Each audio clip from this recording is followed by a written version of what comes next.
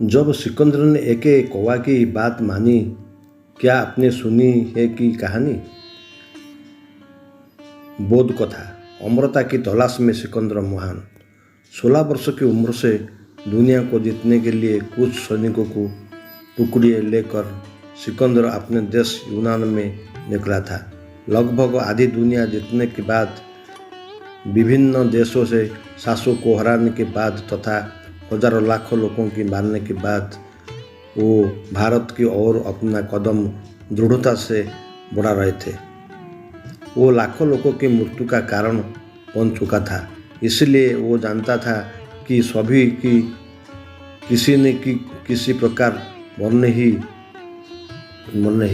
पर सिकंदर वो नहीं मरना चाहता था। जब वो पूरी दुनिया जीत लेता, उसके बाद भी अंतकाल तक अमर रहने हुए एक धरती पर शासन करना चाहता था। लेकिन यह अमरता उसे मिलेगी कहाँ? इसी अमरता की तलाश में वो भारत आया था। हिंदुकुश पर्वत पर उसकी भेंट एक जोगी से हुई, जो कि ध्यान की इंद्रियाजित अवस्था में व्याघ्र चर्म पर निश्चल बैठे थे। अपने स्वाभाविक अविवेक की प्रदर्शन करते हुए वो उन जोगी का ध्यान भंग कर देता है और स्वाभाविक अहंकार के साथ जोगी से पूछना लगे। लोग कहते हैं कि भारत में जोगी अमरता को प्राप्त कर चुकी है और वो हजारों सालों तक जीवित रहते हैं। क्या तुम मुझे अमरता सिखा सकते हो? उसके बदल में तुम्हें कुछ भी दे सकता हूँ, जो तुम चाहो। जोगी ने पूछा, क्या है तुम्हारे पास? सिकंदर ने युद्ध में जीते हुए बहुमूल्य हीरा जवाहरात से भरे कोई सिंधु को अपने सैनिकों से तुरंत जोगी के आंख के सामने पेश कर दिया और उन्हें खोलते हुए कहा, ये देखो, पूरी दुनिया की दौलत यहाँ है। जोगी ने बिना कोई आश्चर्य प्रकट करते हुए सहज भाव से कहा, तुम तो मिट्टी के समान चीज़ों को ही टुकड़ा करते हैं, लेकिन तुमने उस मिट्टी की कीमत नहीं समझी जिससे तुम अपना भोजन प्राप्त हो और जिस पर तुम चलते हो, जिसे तुम समस्त संसार का खजाना कहते हो। पहले सोच तो लो, वो खजाना है भी न तो तुम इसे तुम्हारी अंदर पेट में भूख उठने पर खा सकते हो, ना इसमें अपनी क्षुधा ही शांत कर सकते हो। यह केवल कूड़ा करकट का एक ढेर भर है। सिकंदर पर जोगी की इन बातों से चकित तो हुआ, पर अपनी अमरता प्राप्त करने की लालसा में इसका मर्म समझा नहीं सका। वो कहने लगा, ठीक है, कोई बात नहीं, फिर भी क्या तुम मुझे अमरता सिखा सकते हो? जोगी ने व्यंग से कहा, तुम ऐसी कोई चीज़ क्या पाना चाहते हो? अभी तो तुम्हें आधा संसार भी बाकी है जीतने के लिए।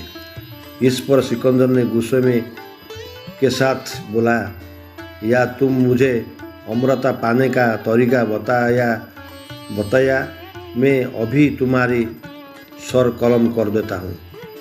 जोगी ने निश्चल भाव से कहा, यदि तुम यही चाहते हो तो कर दो, क्योंकि मुझे जो भी करना था वो किया जा चुका है, इसलिए अभी मरूं या बाद में इसमें कोई फर्क नहीं पड़ता। सिकंदर का सामना पहली बार ऐसी की व्यक्ति से हुआ जो उसकी उस तलवार के सामने भी झुकने के लिए तैयार नहीं था, जिसने लाखों लोगों के मृत्यु के द्वार पर पहुंचा दिया था। जब सिकंदर को अपनी हालत का एहसास हुआ और जोगी से अमरता प्राप्त करने का तरीका बताने की याचना करने लगा, जोगी उस देखकर मुस्कुराए और बोले, लगता है कि तुम उसे जानने के लिए बहुत बेसब्र हो। ठीक है, देखो यहाँ पर एक जंगल है। इस दिशा में जाने पर उस जंगल में कुछ दूर चलने पर तुम्हें एक गुम्फा मिलेगी। गुम्फा के अंदर जाने के बाद एक स्वच्छ पानी से भरा जलकुंड दिखाई देगा।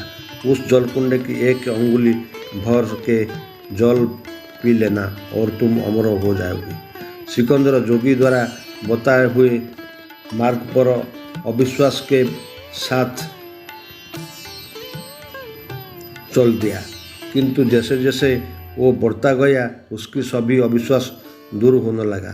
जंगल के रास्ता जोगी के बताए गए अनुरूप ही था। अंततः उसे वो गुम्फा दिख गई। सिकंदर के साथ कुछ सैनिक भी थे। उसने सोचा, अगर उन्हें भी वो जल पी लिया तो वो भी अमर हो जाएगा और तब इन पर शासन करना मुश्किल हो जाएगा। इसलिए अपना सैनिकों को गुम्फा के बाहर ही छोड़ वो अकेला ही गुम्फा के अंदर जाने लगा। जब सिकंदर ने एक कौवा की बात मानी, गुम्फा की भीतर जाने पर उसे एक बेहद ही साफ जल की परिपूर्ण जलकुंड दिखा। वो जल्दी से जलकुंड से जल पी लेना चाहता था। वो जैसे ही हाथ में जल भरकर जल को पीने वाला था, तभी एक कौवा जो जलकुंड के दूसरी ओर बैठा था उसने कुछ कहने लगा। आश्चर्य की बात है कि वो कौवा ने करके यूनानी भाषा का प्रयोग कर रहा था। कौवा कहने लगा, रुक जाओ, ये जल मत पियो। मैंने भी हजारों साल पहले ये जल पिया था, तुम्हारी ही तरह अमरता की चाहत में। और देखो, मैं तब ऐसे यहाँ बैठा हुआ है। ना तो मैं आत्महत्या का प्रयास कर सकता हूँ और ना ही किसी तरह मैं मर सकता हूँ। तुम भी वाकई यही चाहते हो? कृपया पानी पीने से पहले एक बार सोच लो। सिकंदर उसकी हालत पर विचार करने लगा और कांपता हुआ कुछ समय तक ही खड़ा रहा। अंत में वो बिना जल पिए ही गुम्फा के बाहर आ गया। ऐसा कहा जाता है कि सिकंदर अपने जीवन में केवल वही काम बुद्धिमान पूर्वक किया, वरना से हाथ में तलवार और ढाल लेकर एक जगह से दूसरी जगह अपने नाम के डंका बजाते हुए घूमता ही रहा। मित्रों, अगर मेरा वीडियो अच्छा लगा तो सब्सक्राइब करें।